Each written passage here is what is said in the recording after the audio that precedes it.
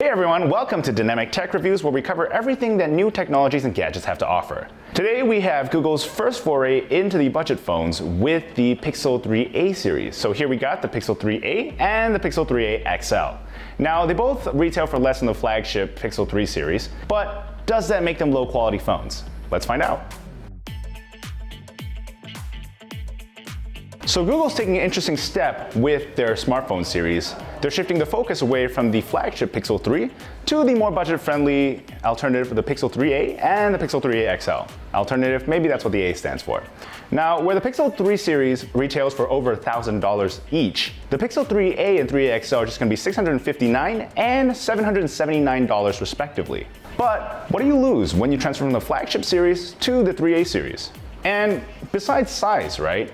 Are there any big differences between the Pixel 3a and the 3a XL?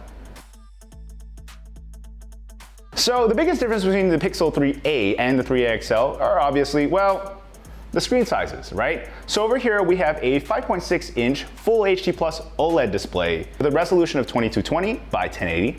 And over here on the 3a XL, we have a 6-inch Full HD Plus OLED display with a resolution of 2160 by 1080.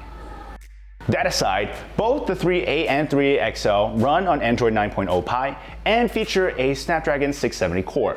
Now that's going to be a slight downgrade from the flagship's Snapdragon 845, and that's going to be noticeable when it comes to some of the areas that we're going to talk about in a bit. Likewise, both phones feature 4GB of RAM and 64GB of internal storage with no expandable space. So the Pixel 3a features a 12.2 megapixel rear camera with an f1.8 aperture and can record videos in 1080p up to 120 frames per second or in 4K for up to 30 frames per second. Their front cameras are both 8 megapixels with an f2.0 aperture and record up to 1080p at 30 frames per second.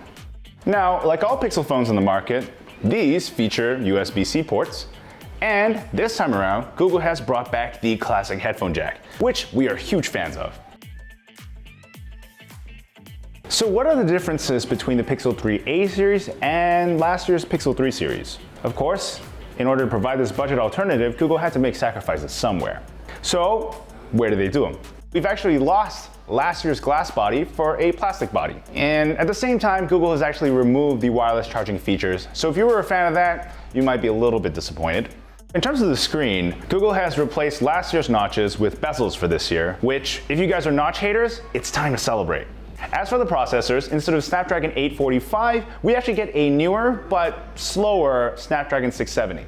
Now what that means is it's going to be a little bit slower, it's going to feel less snappy, but after using this phone for a long period of time, you grow familiar with it, you're not really going to notice this anymore. Now in terms of the speakers, well, instead of having last year's dual front-firing speakers, this year we still have two speakers, but we've only got one of them in the front, so that's like here, and the other one is now pointing outwards. That's not going to be a problem unless you're one of those people that likes to wrap your hands around the phone, then the experience is going to be a lot less pleasant.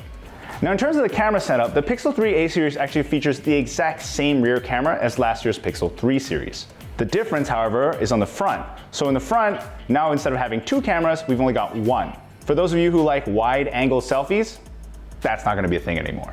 Now in terms of battery life, this thing's actually pretty good. We took this out for a spin, and after a full day of use, that's with a little bit of browsing through social media, watching some videos online, and taking the occasional picture here and there, this phone actually still had about 55 to 60% by the end of the day. So that's pretty impressive, considering most phones nowadays promise a whole day of battery life, but really end up with 10-20% by the end of the day. And last but not least, the headphone jack is back, baby! Now overall, Google has had to make some sacrifices this year.